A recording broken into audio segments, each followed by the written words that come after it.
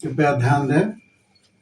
सभी श्रोताओं से निवेदन है कि मैं आज जो आपके सामने 9वां भाग राजा बिंबिसार मगध की राजधानी का जो प्रस्तुत कर रहा हूँ, उसका 9वां भाग है।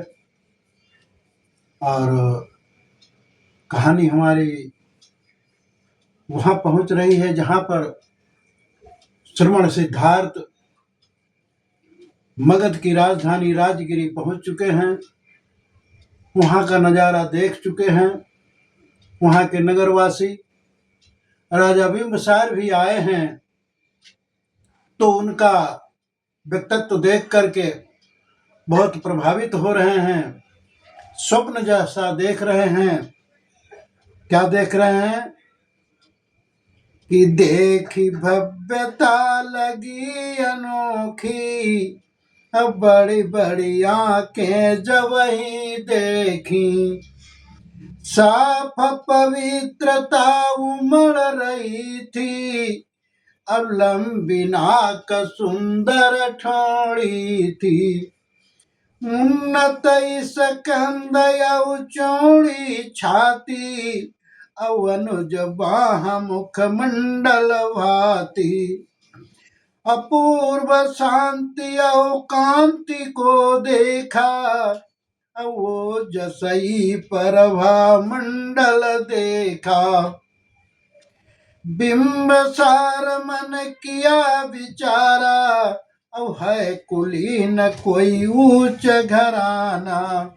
इस प्रकार राजा बिंबिसार जब मिलने के लिए श्रमण सिद्धार्थ से गए, तो ये सब नजारा देख करके, उनके शरीर के व्यक्तित्व को देख करके जो मिलता है कि 32 लक्षण थे पैदाइशी सिद्धार्थ में, उन सबको वो नजारा देखते हुए ठिठक जैसे गए, सपना जैसा देख रहे थे।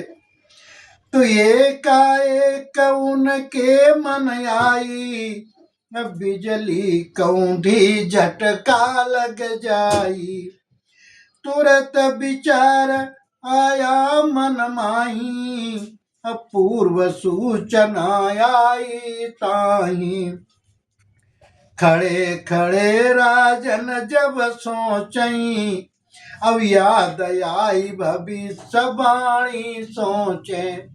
इस प्रकार जब राजा बिंबिसार ने उन्हें के व्यक्तित्व को देखा, तो एकदम झटका जैसा लगा और उन्हें वो भविष्यवाणी याद आ गई, जो उनके पूर्वज, जो उनको सबसे पहले सूचना मिली थी कि कपिल वस्तु में जो भी बच्चा पैदा होगा वो या तो राज्य करेगा तो चक्रवर्ती सम्राट होगा, अगर कहीं उसने वैराग धारण कर लिया तो वो बोधि प्राप्त करेगा, सम्यक समुद्ध बनेगा।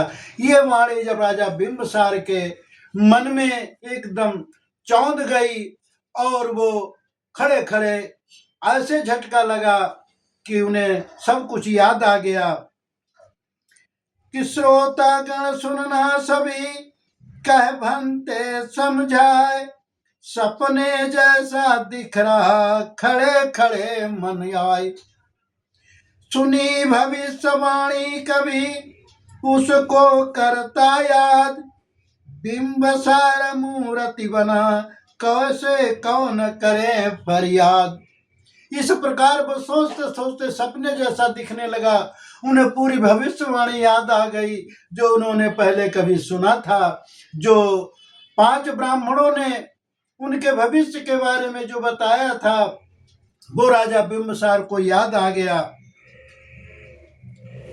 कि दूरी 20 कदम रह जाई, अब बिंबिसार ना कदम बढ़ाई, सोच विचार करता मन माही, अब पूर्व कथा सुनावऊं ताही, बनते सत्यशील हाथी समझाया, अब थी हाँ बात उसे बतलाया। जब इस प्रकार सारी बातें बिंबिसार के मन में आ गईं, तो कहने लगे, मन में विचार करने लगे, हमें तो अब 20 कदम की दूरी पर हम खड़े खड़े सपना जैसा देख रहे थे। भीम कपिल वस्तु के महाराजा पाऊं, अब सिद्धोदन नाम सभई बतलाऊं। सिद्धार्थ के पिता जनाए, कपिल वस्तु राजन बतलाए। बिंबसार के पिता बताऊं, भांति परस्पर मित्र जनाऊं। भांति पिता से थी सुन पाई, कपिल वस्तु की ख्याति बताई। दोनों देश मित्रता गाड़ी, शाक्य कुल की ख्याति बाड़ी। बिंबसार तब से सुन पाई, भविष्यवाणी कथा सुनाई। इस प्रकार बिंबसार बहुत देर तक मन में 20 कदम दूरी पर खड़े खड़े ये सारे विचार मंत्रमुग्ध हो रहे थे। सारी यादें उनकी पीछे की ताजा हो रही थीं। वो बार बार मन में सोच रहे थे कि हमारे पिताजी भांति कपिल वस्तु के राजा सिद्धोदन की मित्रता थी, उसके बारे में समझाया करते थे कि शाक्य वंश जो है वो कपिल वस्तु का अपना मित्र है, ऐसे है। उनकी सारी की सारी बातें वो राजा बिंबसार ने सुनी थी, उनको वो याद कर रहे हैं। दोनों देश मित्रता गाढ़ी, शाक्य कुल की ख्याति बाढ़ी।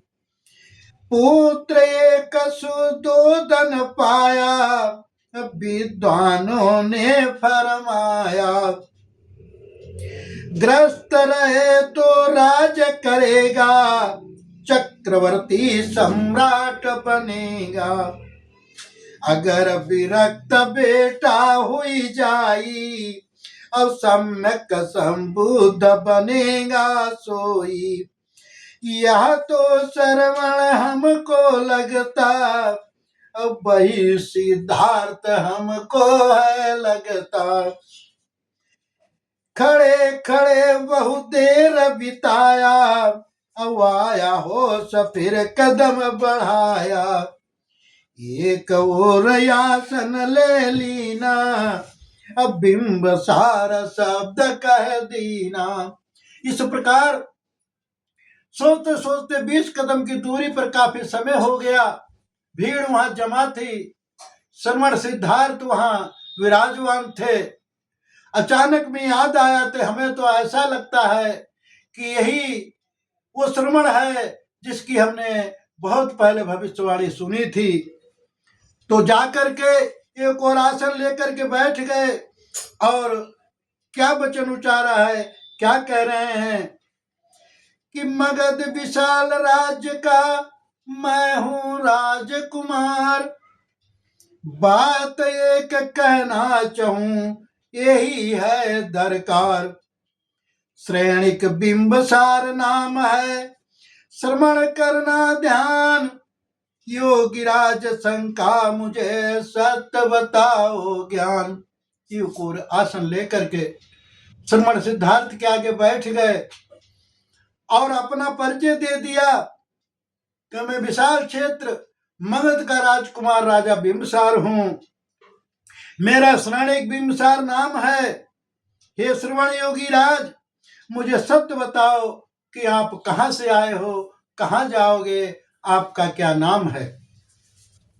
कि नाम क्या यार कहां से आए, अपरिचय अपना हमें बताए। शंका मेरी आप मिटाओ, असत्य बात हमको बतलाओ।